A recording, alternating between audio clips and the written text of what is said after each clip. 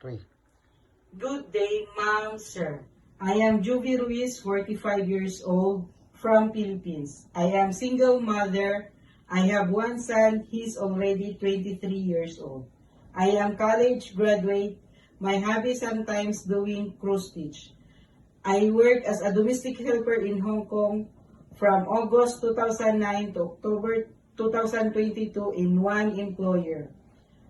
I serve one couple, 6 years old girl, and newborn baby. My duties are taking care of the newborn baby, take and pick her up from the school bus, the 6 years old girl, cleaning the house, washing clothes, and cooking. I want to work again in Hong Kong because I want to fully furnish my house, support my family, and earn money for my future.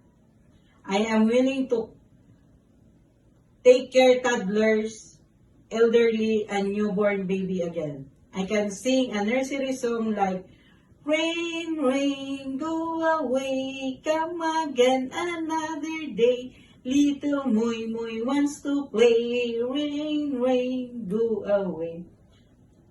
To my future employer, please choose me as your housemate because I am hardworking and trustworthy.